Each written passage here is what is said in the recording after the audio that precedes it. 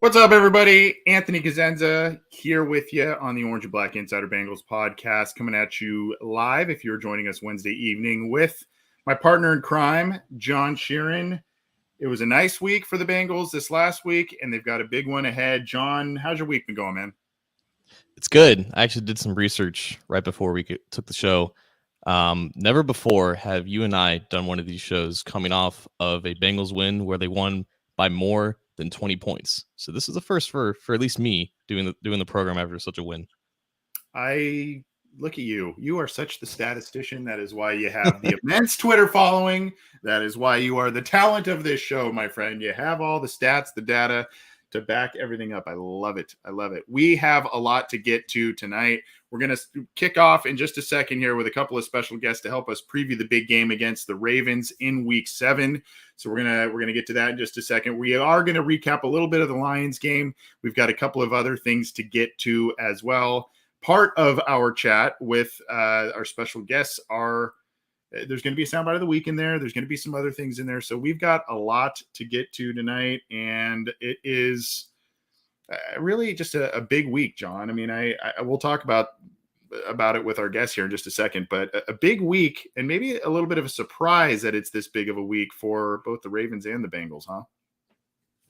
I don't know, man. Like, I don't know how many people thought that this matchup would feature a combined 9 wins because there was only 6 games and the Ravens can only win 6 at most. So maybe this is a surprise to a lot of other people outside of Cincinnati, but I think you'll talk to some people inside Cincinnati who say this game is exactly what we thought it was going to be. Yeah, maybe. Well, let's bring in our special guests. We've got Glenn Martin and James Haskell of 410 Sports Talk, a really good program that covers the Baltimore Ravens. They were generous enough to have me on a couple of times on their program. A couple of great guys that bring a lot of great content here. Gentlemen, how are we? A big AFC North clash coming up. How you guys doing? Good, man. Good, man. Excited. Can't wait to see it. Who would have thought this looks like the matchup that could decide who wins the AFC North.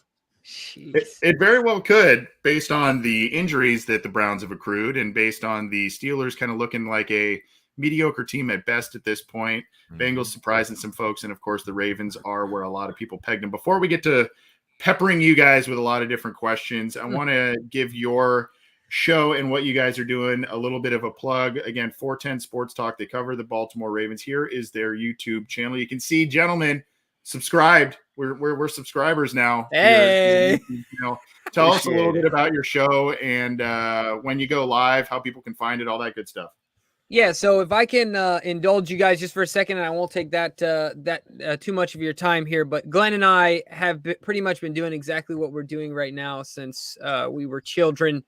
Met as young kids and just been playing sports together forever in the neighborhood, and decided one day, you know what, we might as well turn the cameras on. If we're going to talk and argue about the Ravens and everything else sports, might as well let people in on the conversation. And so, we've been doing this for a few years now, had some success and have an absolute blast doing it. But as far as our shows go, we go live on Fridays to preview the upcoming game, and then we do an instant reaction following the game, whether Sunday, Monday, or Thursday. Aside from that, we put out anywhere from 3 to 5 videos that are, recorded videos that you can view at your leisure throughout the week. But yeah, man, we love our Ravens and have an absolute blast doing it. Well, appreciate you guys coming on. I'm going to let my co-host lead off with the first question here because I've got a soundbite of the week I'm going to queue up in just a second here. But I'm going to let John bat lead off, to use a poor sports analogy on a football program. John, kick it off for us, dude. I think we need to start with a general state of the team type question because people are looking at the Ravens, the only 5-1 team in the AFC, the number 1 seed in the AFC right now, obviously top of the AFC North. And before the season started, it seemed like a lot of chaos was coming out of Baltimore on the injury front. And now they're still just kicking on all cylinders, like everything's going just as fine. So through 6 games now, 5-1, despite all the turmoil with the injury report and stuff like that, what is the feeling about the Ravens right now? Do you think that they are playing their best football, or do you think there's still room to improve based off of just them having to cope with some injuries? Yeah, I mean, I think that when the injury rash hit the Ravens right before the season, I think there were some fans that kind of hung their head and said, well, I mean, we can still have a decent season, but a lot of fans thought the Super Bowl hopes went out the door. When you lose your entire backfield, your entire running back backfield, you lose your 1, 2, and 3, then you lose an all-pro corner in Marcus Peters. Left tackle, Ronnie Stanley's on the IR. He's a stud. I mean, it wasn't just that it was so many players. It was so many key contributors. And on both sides of the ball, it just seemed like it was terrible. But when you come back and you first of all, you lose a heartbreaker where they really lost twice in week 1 against the Raiders, where everyone thought they scored a touchdown.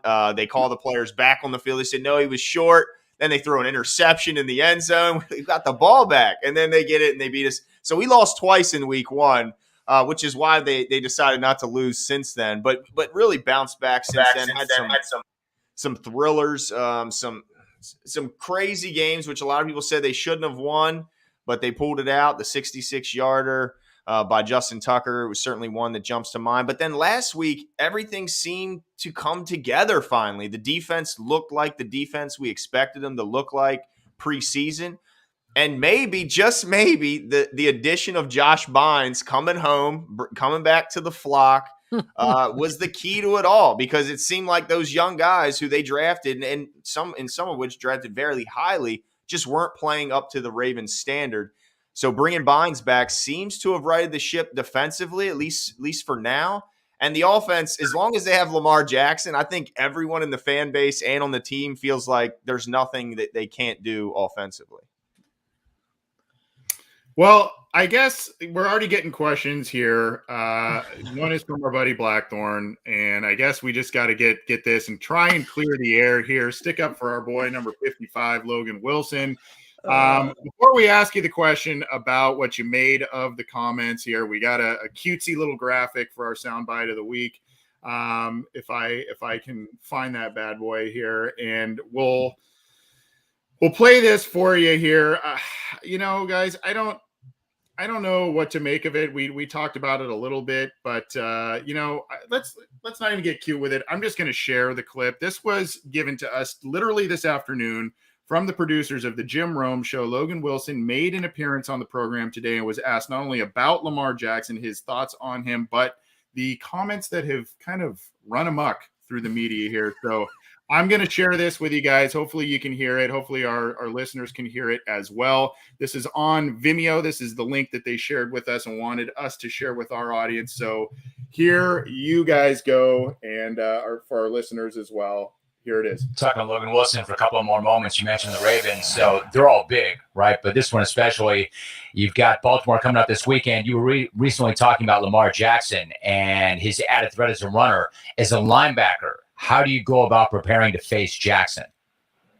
I think that task is always easier said than done. He's one of the in my opinion, he's the best dual threat quarterback there is in the National Football League.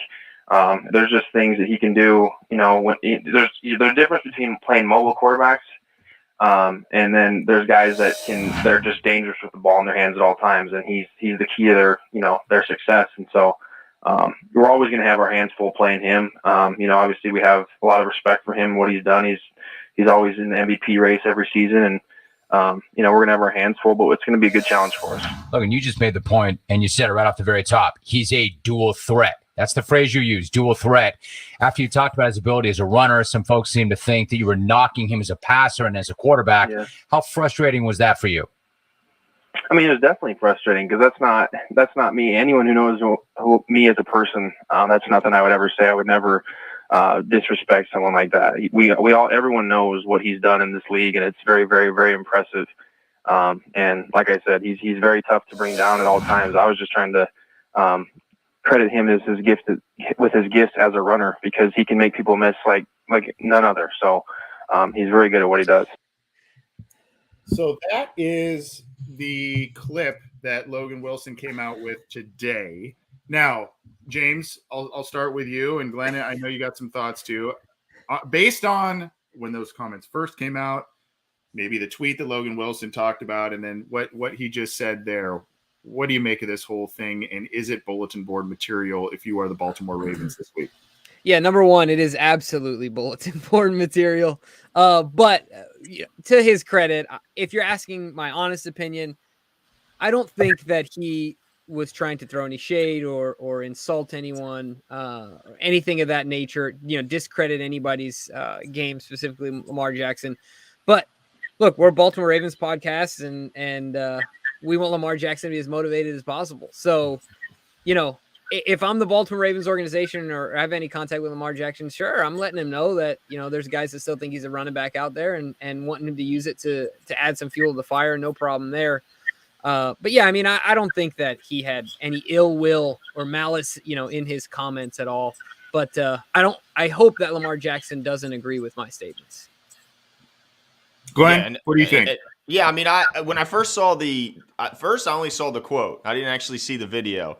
And I went, you've got to be kidding me. I mean, as much as, and Jimmy will tell you, we do a lot of in the draft. We love Logan Wilson. We thought he was going to be a late round absolute steal. The guy's a tackling machine. I didn't think he had the coverage skills that he's showing this year with 4 picks, but that just, kind of leads to, that just kind of helps him even more. But then I saw the video, and it was just he touched on a couple key phrases. I think he meant it as a compliment, but when you just see the quote and you cut out the surrounding quotes, you just single out that sentence, it doesn't look good. It doesn't sound good. So of course, Ravens fans, all they see is his picture with one sentence, and it looks like you're taking a slight and a shot at the quarterback. I don't think he meant it as that, but I did find it hilarious.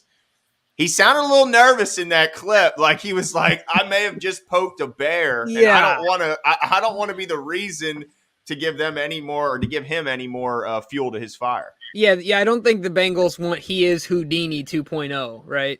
Yeah. And certainly Logan Wilson, I don't think he wants that either. So but I mean, I don't think he meant anything by it. But we might make it into a shirt here at 410 Sports Talk. So be on the lookout for that. We will. I mean, the Ravens have beaten the Bengals by a combined 95 points the last 3 times that they've played. I'm just very curious how there can possibly be any bulletin board material that's even needed for the Ravens to even compete against the Bengals. You're absolutely right. This is the one thing I will say. And I think John Harbaugh, I'm biased. I love myself some John Harbaugh. I think he is one of the best, if not the best coach at reinventing himself, injecting energy into his message every single year over and over again. So he will find anything that he can to continue to keep his team singularly focused, continue to keep his team as motivated as possible, and stop his message from getting stale. So I'm pretty sure that John has them laser focused, even if they were playing against the Pop Warner, under 13 team. But yeah, I mean, I can understand your point as well. Plus, you guys are playing great. I mean, that's undeniable. You guys are playing great football. You've had, even the games you've lost, I think you said, Anthony, it's combined 6 points that you've lost by. So, I mean, there's a lot there, a lot of meat on the bone when it comes to playing against Cincinnati Bengals these days. Talking with Glenn Martin and James Haskell of 410 Sports Talk, a Baltimore Ravens podcast, a great podcast. Go check them out on Twitter. Subscribe to them, and they are on Twitter as well. A couple of great guys talking some football, some AFC North football. I want to get both your guys' thoughts on this, and I'll start with you, James, since you brought up the coach, John Harbaugh. Mm-hmm. I have immense respect for him in many, many different facets, and how many different quarterbacks he has won with in the NFL, the amount of wins he has accrued. Baltimore always seems to be in the hunt. But there's a little bit of a criticism, and I'm curious what you guys think about this. There was a little bit of a criticism in the game against Denver and how they ended that one. And Vic Fangio made some comments about, well, we expected this because they don't care about player safety in terms of the Ravens running on the final play to extend a 100-yard rushing game streak or something to that effect. And there was a little bit of tit for tat in terms of the coaches going back and forth publicly. And there's an old school mindset. There's a new school mindset, all that kind of stuff. What did you make of that whole situation? I know that doesn't really pertain to the Bengals per se. You mentioned you asked. Yeah, I like that because that clown won't let it go. He said this week when preparing for Cleveland, quote, that Cleveland is quote, a great football city. And he added that, quote, the organization and fan base handle themselves with much more class than the team that used to be there. Vic Fangio is a big baby. Let me tell you, what he realized when the Ravens exposed them as the fraudulent 3-0 team that they were, is that he realized, damn, as good as I thought we were, we are going to be dead last in our division at season end. And it's showing that every game since then, they're just not a very good team. They don't have a quarterback. But let me just address the sour grapes. We talked with you, Anthony, about moral victories. And Fangio was looking for a moral victory in that ass whipping he received by the Ravens. And when he saw that moral victory get snatched away by a 5-yard run, he was just a salty baby about it. And the fact that he said, he threw player safety, and it was so ridiculous. He was calling timeouts, guys. He called 3 timeouts in under a minute, down 16. He called 3 timeouts and was throwing the ball in the end zone with 10 seconds left. And I love the petty shot that John took at him.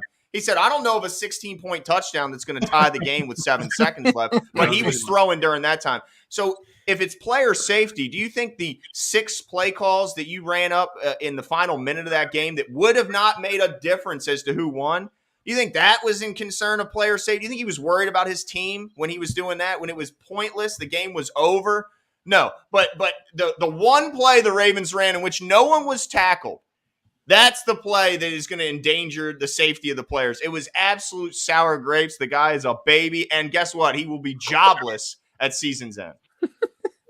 I poked the bear there. What do you think, James?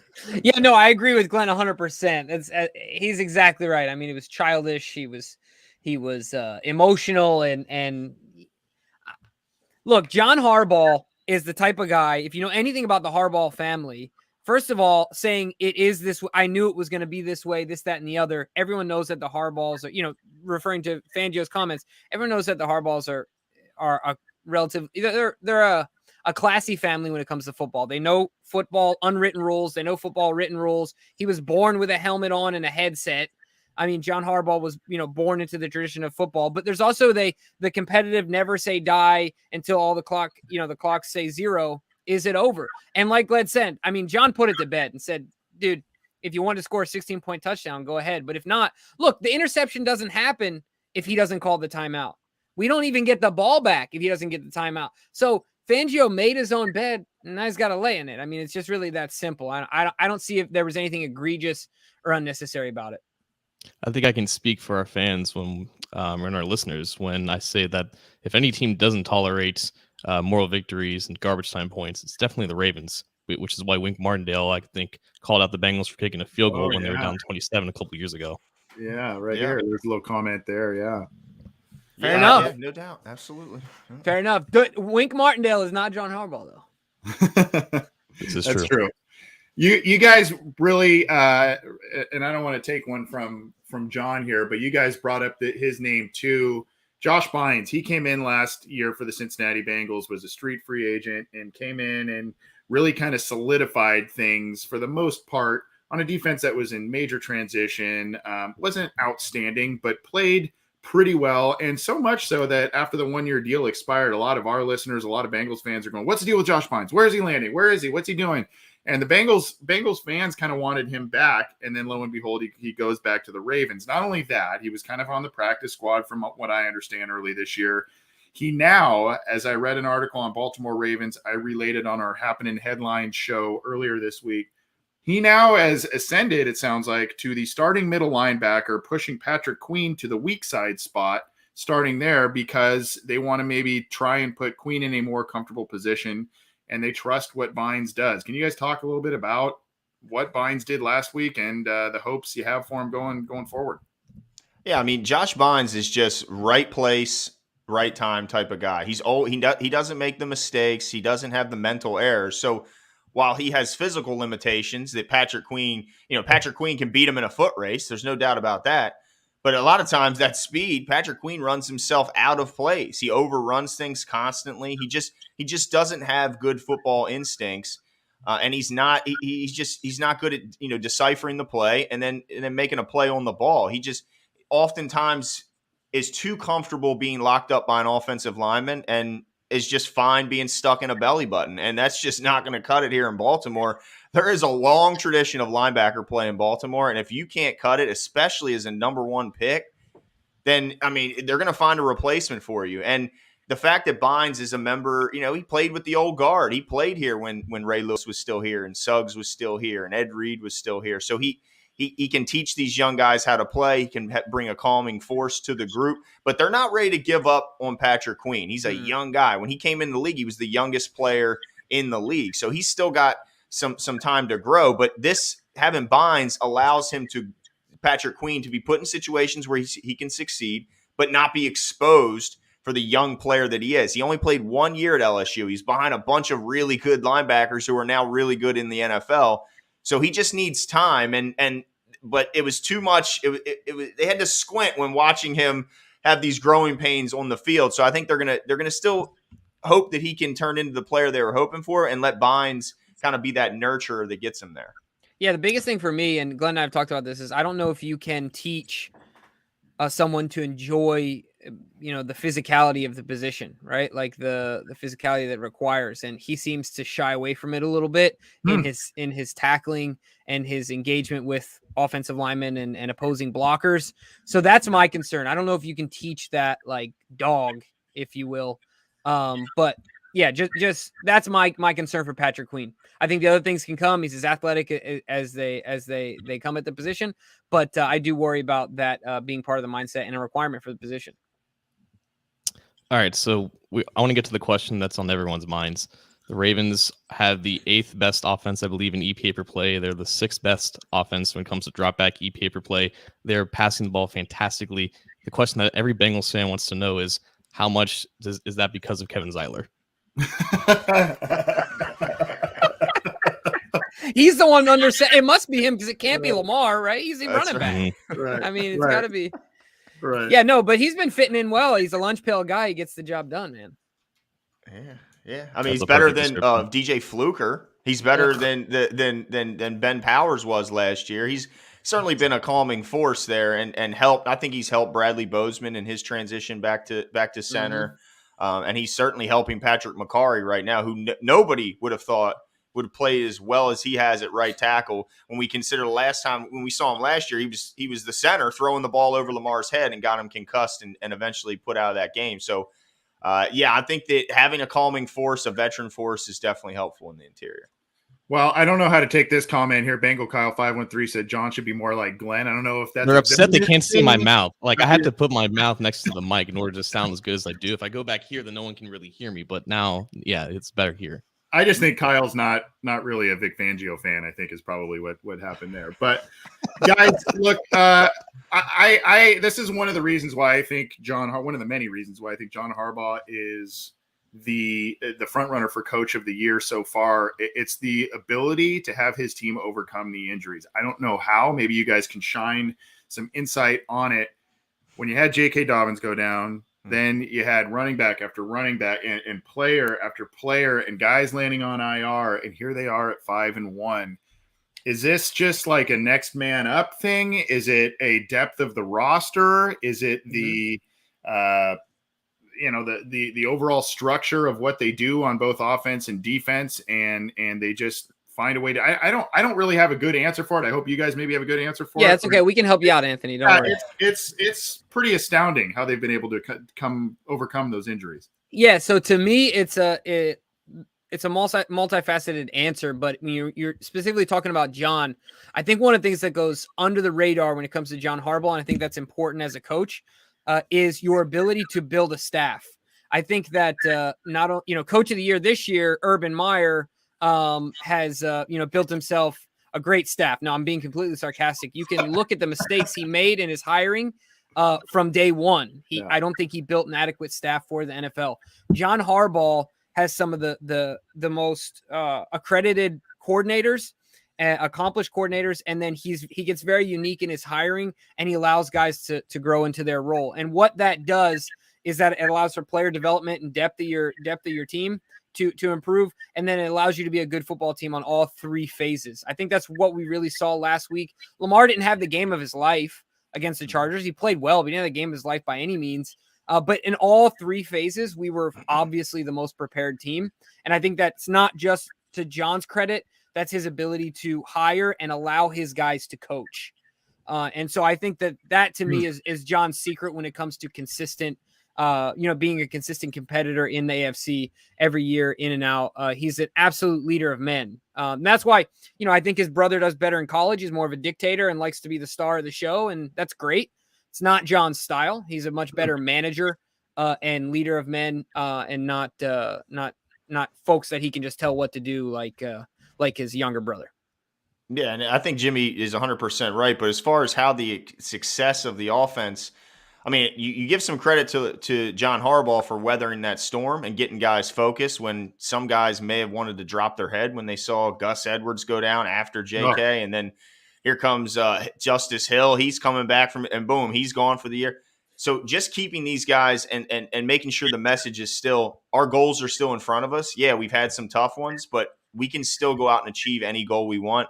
I mean, that's credit to his leadership. But on the field, I mean, it's Lamar Jackson. Let's just call it what it is. It's Lamar Jackson and the fact that he is such a dynamic player that he can turn a group of castaway running backs in Latavius Murray, Devonta Freeman, and Le'Veon Bell. And all three of those guys scored touchdowns last week in a big win against the Chargers where they just blew the doors off of them. So I think it's a lot of it is, and Greg Roman. I mean, let's give Greg Roman some credit. His scheme is the best run scheme in the history of the NFL. And his ability to get odd man, he has an incredible ability to have one more blocker on he can on that side than you have tacklers. So and last week they used the fullback as their pulling guard because they didn't have the athleticism at the pulling guard spot right now. So they used their 310-pound fullback who can dance like a bear, and they used him as their pulling guard, and the guy was absolutely phenomenal. So it's a combination of all those things. But I guess Lamar Jackson is probably the guy that deserves the most credit.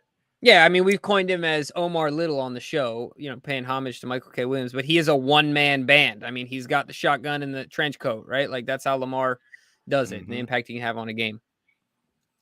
Talking with Glenn Martin and James Haskell of 410 Sports Talk for just a few more minutes. Guys, it's been a long time since this rivalry saw a different outcome than just the Ravens win. I think Billy Price was making his first start at center. You had AJ Green still on the Bengals. You had Sean Williams intercepting a guy named Joe Flacco, who was quarterbacking the Ravens at the time. It's been a long time since something happened in this game that wasn't just a Ravens win. A lot has changed between both teams.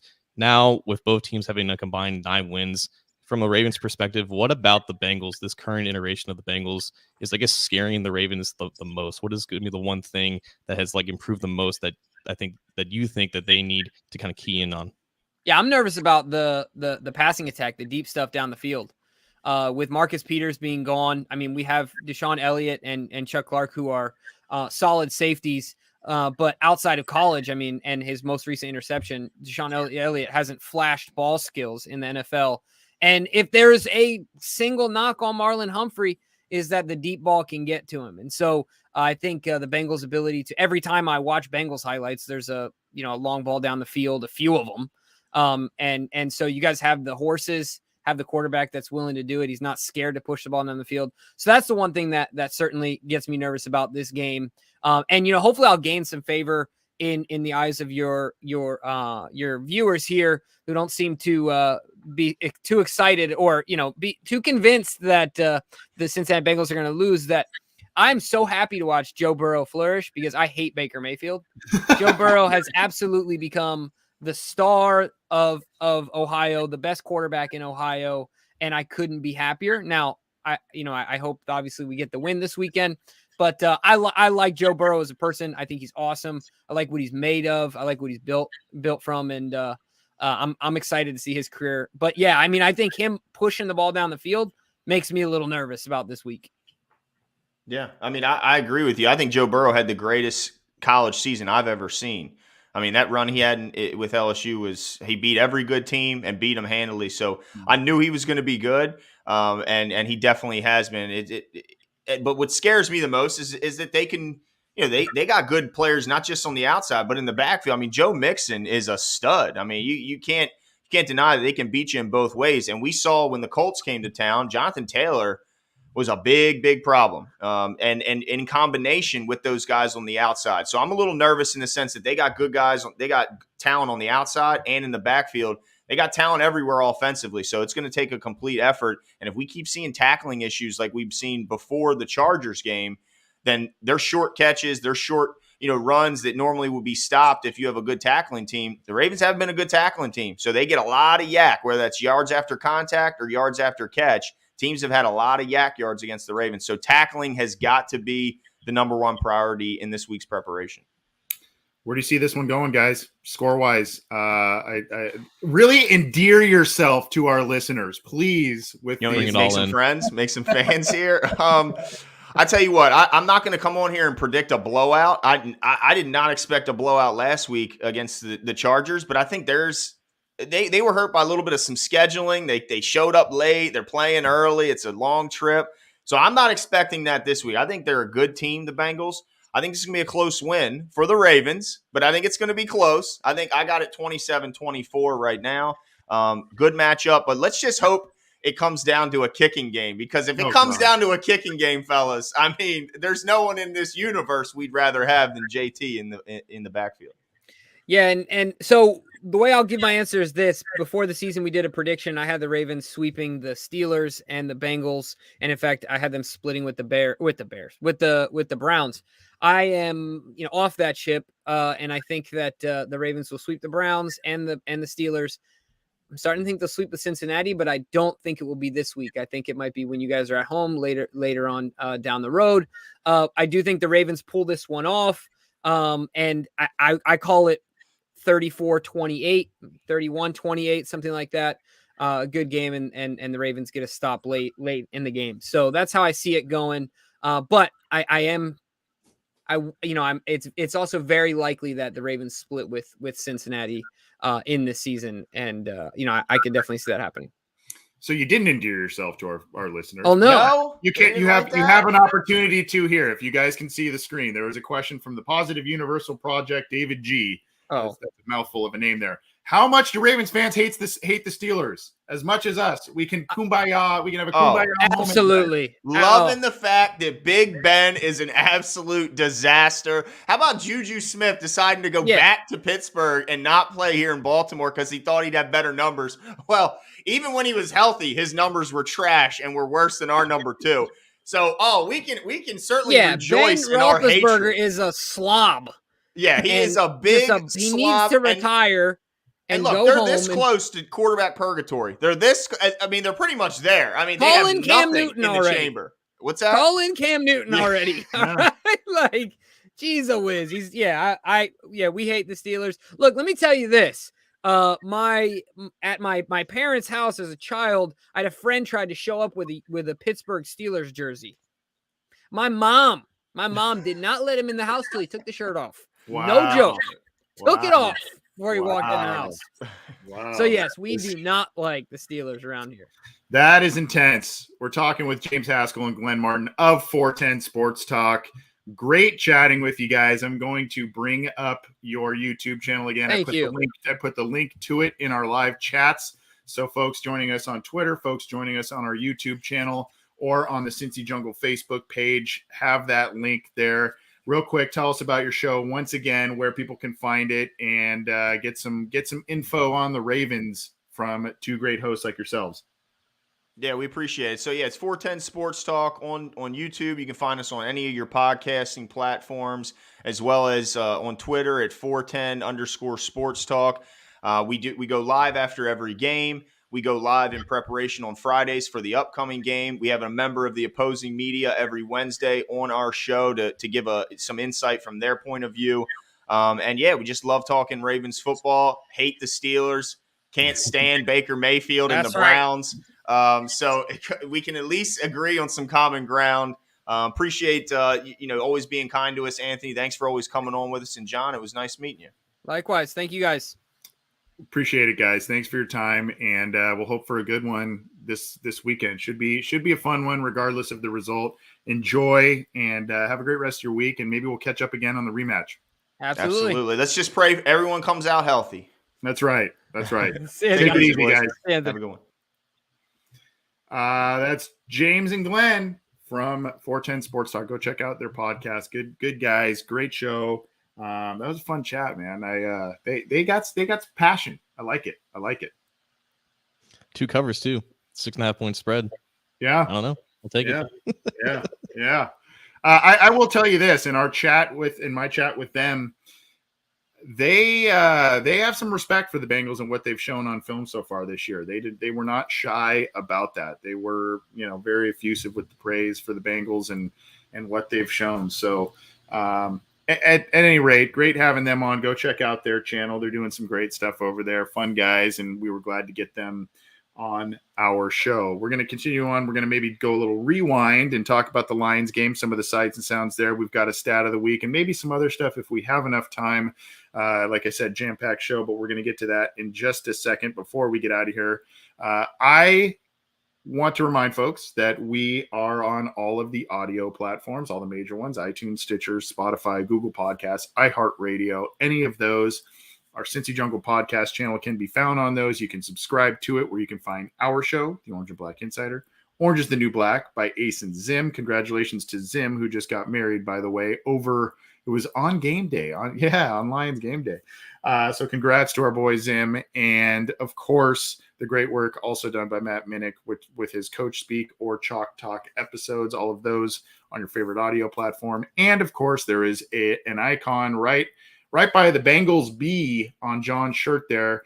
You can click that icon for our YouTube channel, subscribe to it, click the bell to be notified when we go live, and all of that good stuff. We keep bringing you all kinds of different stuff. I don't think I've asked my co-host yet, but I think we're going to be doing listener questions live this week. It's been a couple of weeks since we've done that, so we'll bring you that. We've got the post-game show. We've got fantasy football advice, all kinds of different stuff that we bring you every week, so definitely tune in. John, before we get to the Lions game, we want to tell the folks about our partnership with Symbol, SIMBULL.app/OBI. This is for savvy investors here. So you gotta, if you play the stock market, if you like fantasy football, if you excel at that kind of stuff, you gotta go check out Symbol. You hear us talk about it every single episode, and I know you're sitting there jonesing for it, saying, I'm ready to pull the trigger. Well, John, they should think about jumping in, because our listeners have a special promo going on if they use the promo code OBI. Absolutely. Anthony, something that, kind of holds me back from gambling in general is like putting a lot of money into the market, because the more money that you put in, the more money that you could potentially get out. But also at the same time, the more money you could potentially lose. Symbol offers a solution to this issue. If you go to symbol.app/OBI, enter the promo code OBI, you get $100 risk-free first deposit. That's right. $100 you can put into the Symbol market. You can invest in the Sim Bengals. You can invest in the Sim Reds. You can even invest in the Sim Blue Jackets if you're into the hockey stuff. You can invest in any of your favorite sports teams or any sports teams that you think are going to do well in the near or long-term future. And if you don't like the market, if you're losing, if you're out of your $100 already, you can withdraw it completely risk-free. You will get 100% of your money back as long as you go to symbol.app/OBI. We gotta give Blackthorn, I think, a little bit of a cut of our revenue checks, because he's in the comment section before even advertising Symbol. Go to symbol.app/OBI, promo code OBI. Like, Blackthorn, good for you, man. Good, yeah, Blackthorn's like a really, really good supporter of the show. We always appreciate him. Seems to tune in almost every single episode and contributes and thumbs up things and everything. He's a good dude. Good dude. Go check out Symbol. John, the Bengals, to your point earlier when we kicked off the show, the Bengals absolutely demolish the Detroit Lions. They beat them 34-11. Was a game a little bit in the first half. Bengals really ran away with things in the second half, just kept scoring from the last possession of the first half all the way basically until the end of the game. What did you make of this one? What were your takeaways as the Bengals defeat the Lions 34-11? Well, I think we both talked about it in the days leading up to it. Like, this is a game that the Bengals should just prove that they're clearly the better team. You don't see very often in the NFL a level of talent disparity that you sometimes see in college football, but that was quite literally on display whenever the Bengals were on defense and the Lions were on offense. There was just nothing that Jared Goff offense could do behind that offensive line that was clearly having issues. It was just embarrassing to watch that Lions offense try to operate for 3 quarters and then eventually get into the end zone when I think the Bengals had their backups. And like, you had backups for both offense and defense for the Bengals. And with like 10 minutes to go in the fourth quarter. It was like watching a preseason game. I think that was the last time that the Bengals were at Detroit was for a preseason game. It gave off those vibes for me. Like the Bengals offense, I don't know. I didn't know going into it if they were going to end up scoring 30, but they shouldn't have had any excuses not to do so. And watching the first half, I'm thinking the Bengals are just laying another egg. Like they should be playing so much better than this. And then something just kind of clicked. It was kind of like the opposite watching that first half of what usually the first half is. They scored on the opening drive instead of not scoring, which has been the theme of all season. And then they were just stalling out drive because of issues, whether it be penalties or a lot of pressures. Burrow got sacked. Burrow got pressured a little bit. He almost threw an interception.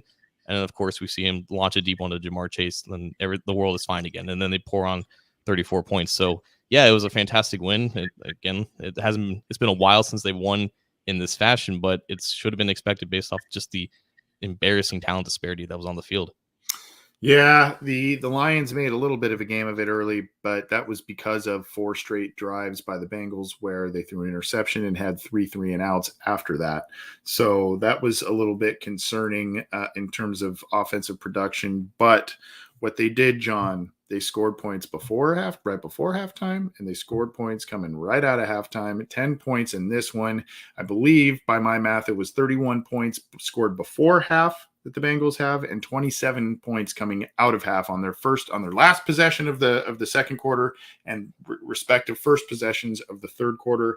They are dominating that area of the game, and I personally think it's a major reason why this team is as successful as it is. They just boom, they get you right at these critical moments where you go in and out of the locker room, and it really makes a big difference in terms of the overall complexion of the game. I think Paul Dehner Jr. did the math about the odds of them actually getting the opportunity to do that. So they've won, I want to say 11 straight coin tosses going back to last year. So like the odds of that happening are well over like 1 in 2,000. So that's the only reason why they're getting these opportunities to do so. But at the very least, they're taking advantage of it. Like there's never going to be a time whether they get the ball after halftime or not, where they're not going to be trying to score. The only time I think is from that Jacksonville game where they were literally down at the inch-yard line and they didn't want to get a safety. And people still kind of, dragged them through the mud on that one because they played so terrible in that first half. But same thing with this game. Like that, I think that play was honestly the turning point of the game. It's just like the light bulb just kind of flicked on. It appeared above their head like, hey, we can do this. It was, I think the Lions had like an overload blitz towards the right side. And like Riley Reeve kind of allowed a pressure around the edge. Jackson Carman, who was in the game because Trey Hill was unfortunately not doing so well, he blocked 2 guys off of the overload blitz off the edge, gave Joe Burrow just enough time. He was under duress. He didn't have a perfect platform to throw the football, but he threw like 40 air yards, dropped it right in the bucket for Chase. It was just something so familiar that we've seen in the first 5 weeks that really sparked, I think, the rest of the offense going forward. What do you make of the offensive balance that we saw? Is that do you attribute that just to a poor Lions team and the Bengals were just kind of able to impose their will as they did especially late in the game? Or do you see this as a potential good sign going forward? I kind of feel it's a little bit of both, and they need to have the ability to at least somewhat run the football against higher quality teams. But I think it was a good showing, especially with Evans getting kind of his first extended action of his career. Yeah, it wasn't exactly like it was the week prior when they were passing the ball early and often against the Packers because I feel like they needed to do that, or they felt like they needed to do that. I'm sure they realized they had a more competitive advantage to do the things that they were more comfortable doing against the Lions. So that probably had something to do with it. Also, with Joe Mixon getting closer to 100%, he definitely looked 100% up until he unfortunately got tackled kind of awkwardly in the fourth quarter. So maybe he wasn't fully 100% healthy, but I think there's some good news on that front that we'll get to later. So I think they were just more confident in the running game based off the opponent, based off the fact that they knew that they were going to be able to lean on Mixon a little bit more.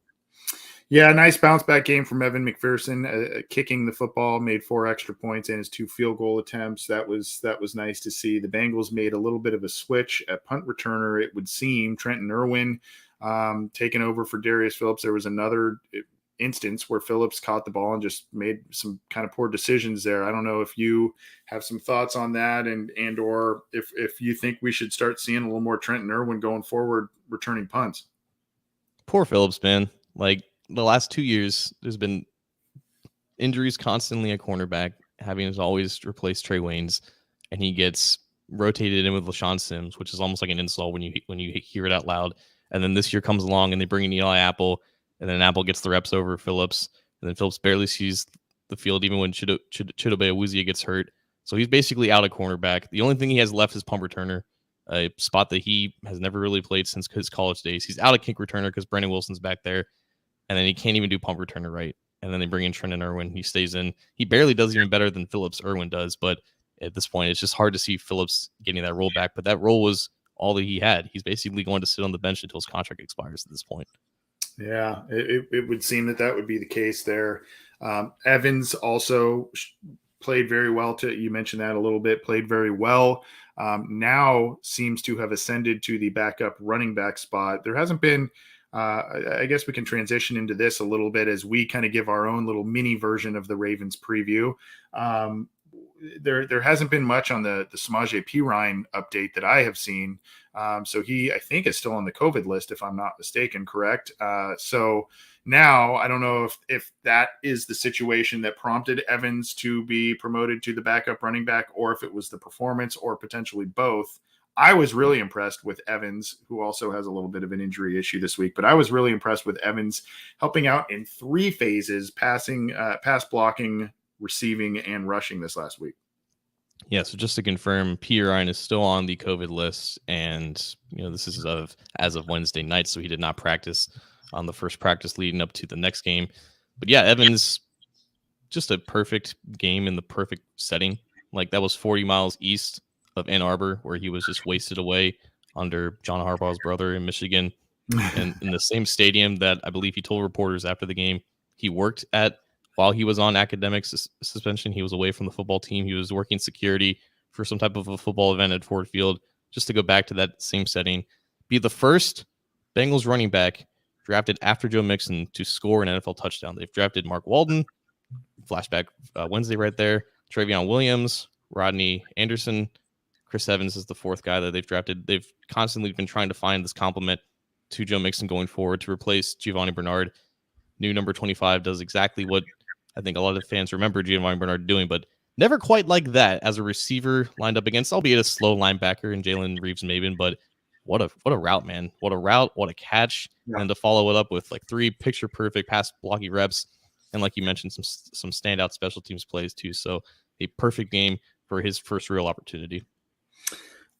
I guess I had a little bit too much of an itchy trigger finger there going with the injury report. Before we do that, I want to get to your stat of the week. I assume it centers around somebody in this Lions game because it's a stat of the week. And the last time the Bengals played, it was against the Lions. So what do you have for us, John?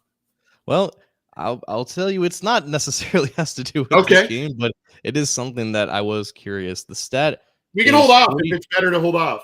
It's up to you. No, we're doing it now because it's a little bit topical. We're going with 45.2% is our stat of the week, and that stat is the percentage of Bengals drives that end in a touchdown when they throw the ball at least 3 times.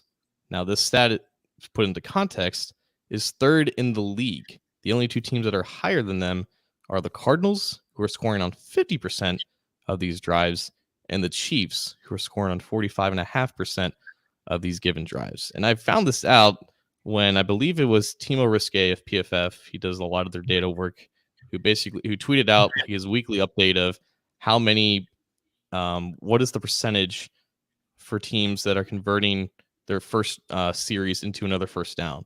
And the Bengals are in the bottom 5 in that category. 69% of the time do they convert for another first down on the drive. That's 27th or 28th in the league. And I wanted to dig a little bit deeper into that. So I found out, okay, if they're only converting so many of these drives into additional first downs, but there's 12th in the NFL in points per drive, something's not exactly adding up. So the percentage of all drives for the Bengals that end in a touchdown after achieving 1 first down is 42.9%, which is 7th in the league. And the percentage of drives that end in a touchdown after they achieve 2 first downs is 61.5%, 2nd in the league. What this all means in layman's terms is all the Bengals have to do is just get a first down, and odds are they're going to score a touchdown, and they're going to compete with anybody that they go up against. And a lot of that has to do with throwing the ball earlier and often. Now, just throwing the ball 3 downs on any drive does not guarantee a touchdown. That needs some context. And there's a reason why they aren't just throwing for 3 consecutive plays when they begin drives. But if we want to see the offense evolve more into what a lot of people think the potential of this offense can be, that is the natural progression that they have to go. There's a reason why they're in the company of some of these elite offenses, because those are the teams that pass the ball the best. When the Bengals are keeping Joe Burrow clean, or they're given in those prime opportunities to do so, they are putting up points amongst the best of them. They just have to get out of their own way. There's a lot to point to in the last game to support your evidence. I mean, you look at I mentioned the 3 and outs that were strung together. Obviously, no first downs, they aren't going to score. So those were kind of just pedestrian drives, how they strung those together. The interception drive that set all those off. They had 6 plays there. They were moving a little bit there, but in the second half, when you saw the explosiveness against the Lions, there was a lot more passing. That's just kind of the bottom line. And maybe that calls into question some of the balance that we were talking about earlier there. But good stuff. Your source on that, again, was from PFF, you said? The source is StatHead, which is basically right. Pro Football References game-by-game database. I like it, John. Let's talk. We're getting up against it here. Let's talk a little bit before we get out of here about this game against the Ravens. We had a long chat with our buddies James and Glenn. I want to get your thoughts and talk about predictions, etc. on this one. A huge one in the AFC North. The Bengals go to Baltimore to take on the Ravens. What are your thoughts as you enter this one? What are your trepidations? What are your I don't know. How are you feeling? Are you feeling optimistic? Are you feeling pessimistic? I don't know, man. How are you feeling about this whole thing? With this specific opponent, the bar is touching the floor in terms of expectations for what the Bengals do. But I think when we talked to Malik Wright a couple weeks ago in our listener questions, he brought up this defense has been reshaped in the image of defending the Baltimore offense. Yes, Cleveland and Pittsburgh will always be competitive against them, even with their franchises taking different directions. But the Ravens, as they've shown, are the golden standard in this division. And they've gone out of their way for the last 2 years now to rebuild this defense to stop number 8. And I know everybody ran with Logan Wilson's comments. They tried to twist it into something that it wasn't. No team in the NFL should have more respect for the overall damage of what Lamar Jackson can do than the Cincinnati Bengals. Now, I know that highlight that he did, the Kevin Harlan Houdini call, that was against a completely different defense, a defense that was completely ill-prepared to handle him in his first ever start against the team. There have been a couple times when the Bengals have been able to limit what Lamar can do. The last time, exactly a year ago, when they played at Baltimore, they held Lamar to 3 rushing yards, but they still lost by 27 because they couldn't protect Burrow at all. The offense was a disaster. The game just kind of got away from them. They have found a way. They found a different scheme to implement against this offense that has shown to be somewhat effective every now and then. Now, it's been very hot and cold, and it doesn't always work, as we've seen from the other blowouts that the Ravens have conducted on the Bengals. But I am interested to see, with now the personnel of the defense fully fulfilled with all the roles in this scheme that they specifically deploy against this team, is it going to be enough to keep it on the low scoring side of things, where then I think the Bengals can have a really good chance of winning this game? If it comes down to a shootout, I don't know if the Bengals offense can protect Burrow enough against a defense that always knows how to pressure Burrow without him seeing it coming, or just any Bengals quarterback without them seeing it coming. I think the offensive line is better prepared than the last couple of years, but you can't underestimate what Wink Martindale can do in cooking up those pressures that can catch quarterbacks off guard. I think, if I remember correctly, in that game, the Ravens had a sack fumble on Burrow in that one. He didn't see the pressure coming from the backside there, and there was it was kind of chaos. And look, to your point about Lamar Jackson and the Bengals defense, all of the investments that the Bengals have made over the past 2 off seasons have largely been to be able to defend the Baltimore Ravens and what they do on offense. Logan Wilson, Akeem Davis-Gaither. You could even go as deep as saying Marcus Bailey as a 3rd linebacker draft pick. DJ Reader, Trey Hendrickson. Larry Ogunjobi. I mean, the list goes on, and tackling cornerbacks that cornerbacks that tackle well in case these players get in space. All of these acquisitions have largely been to be able to win this type of game. So in that respect, I think that this is not just a big barometer as to how the Bengals really are this year, how close they are to one of the elite teams in the AFC and in the NFL, but really how those acquisitions that are seemingly paying off very well, how they're paying off in the game that they most need them to pay off in my opinion. Yeah, and again, like, we can talk all about, like, is Lamar Jackson ever going to be this quarterback that's consistently accurate and can compete in the playoffs and just spout off narratives that Stephen A. Smith does in First Take?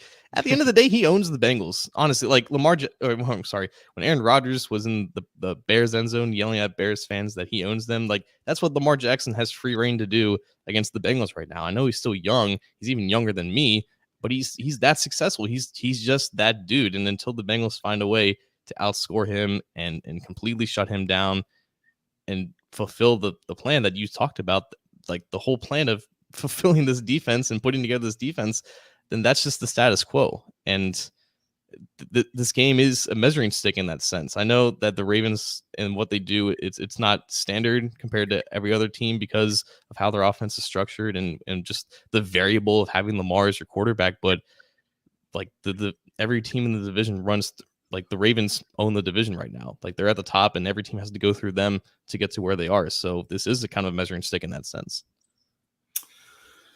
Well, look, what are we feeling about how the Bengals are stacking up in this one? And I mean, prediction, we're getting kind of long here in terms of the amount of time we've taken on the show. It's been a great one. It's been a fun one. What do you think the Bengals most need? I mean, aside from obviously limit Lamar Jackson, what are some of the other kind of ancillary things that are still pretty important that the Bengals need to achieve in this one in order to keep it close and or win this game?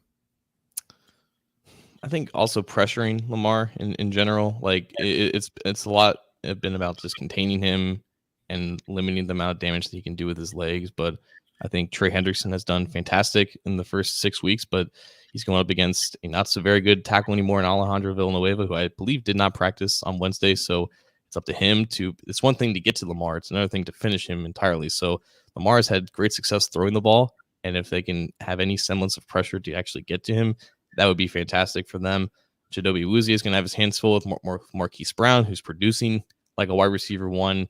Like, Lamar's slinging it too. He's like averaging like 10 air yards per attempt. And a lot of that is just deep balls to him, Brown, and Mark Andrews up the seam. So there's a lot to like about this Ravens offense, and it's going up against the Bengals defense that has really proven itself to be legitimate.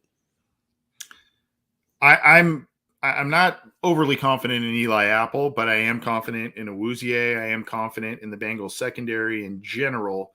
So the wide receivers, I mean, I think they'll make some plays, but I'm not overly worried about that. What I am worried about that, can someone cover a tight end? Please, can someone cover a tight end? The Bengals have traditionally never done that well.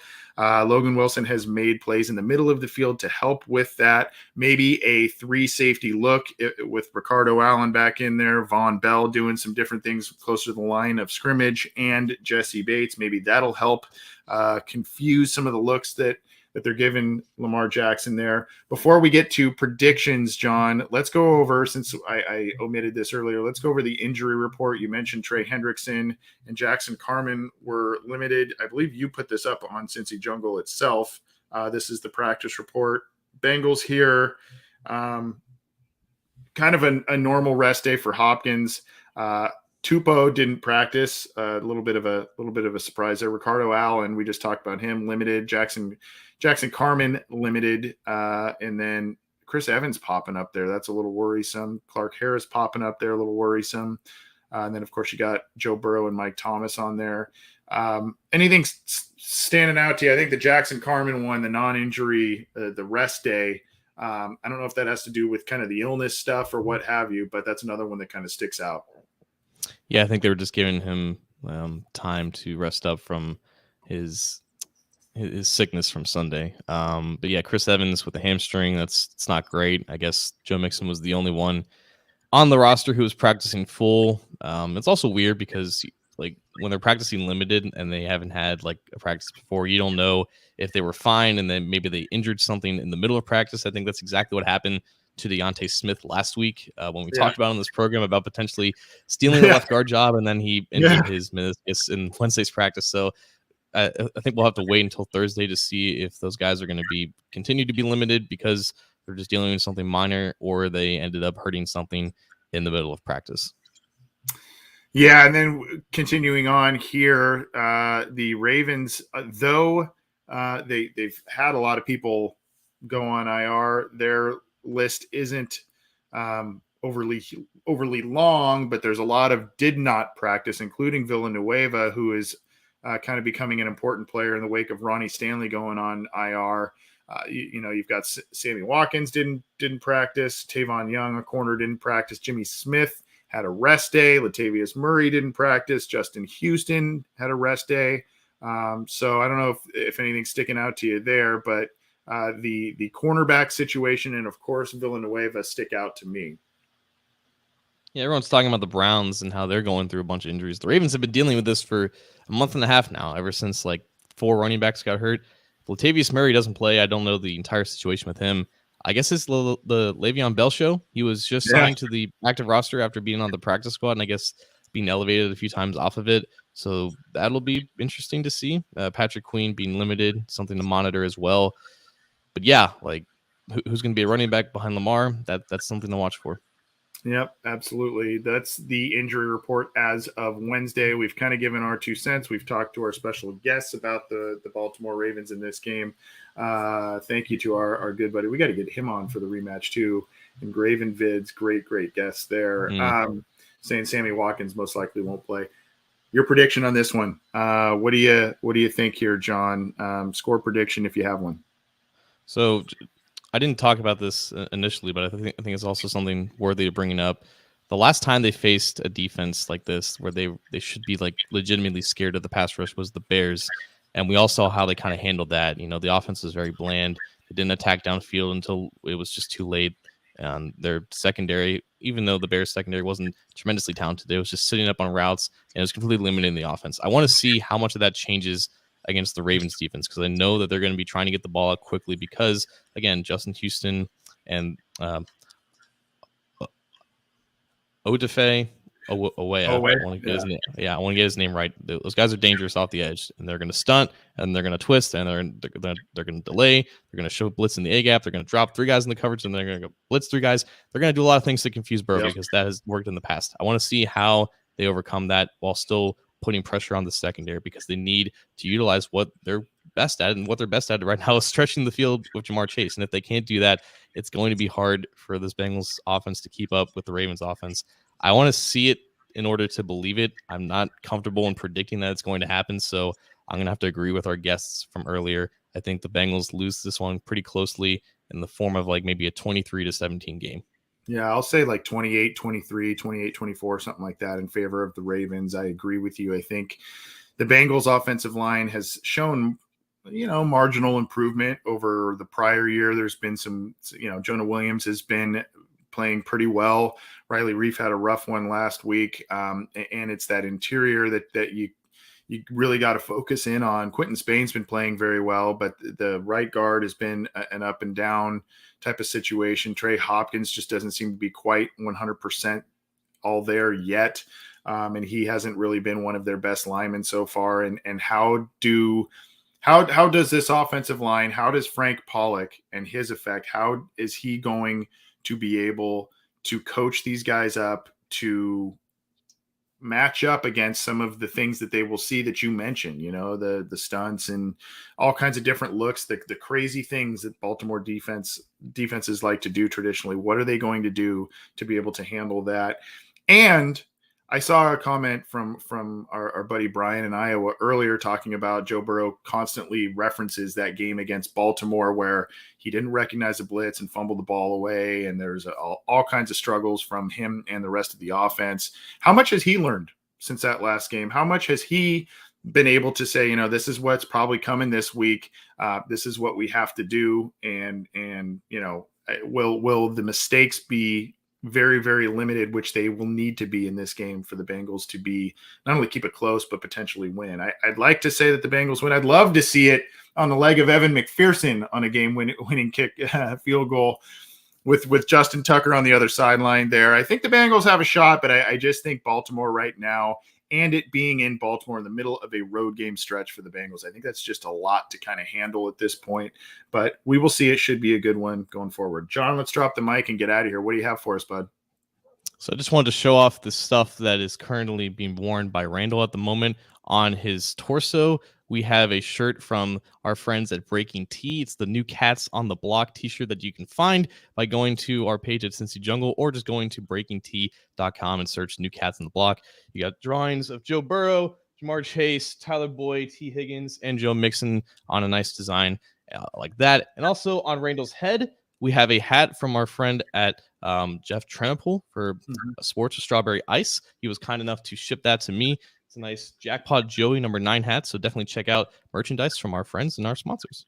That's awesome, man. And Strawberry Ice, Jeff Trenopole gave me a cool one here. He was nice enough to send one. Was gonna rock it. It got a little crunched in the mail, so I'm making sure it gets fully stretched out because me, I like those flat bills. I like the big bridge of the hats, to the chagrin of much of our listeners and viewers, but a really cool hat. And if you go find some Jackpot Joey stuff that they're selling out there, a portion of the proceeds go to the Joe Burrow Hunger Relief Fund, I believe, for their stuff there. So go check that out.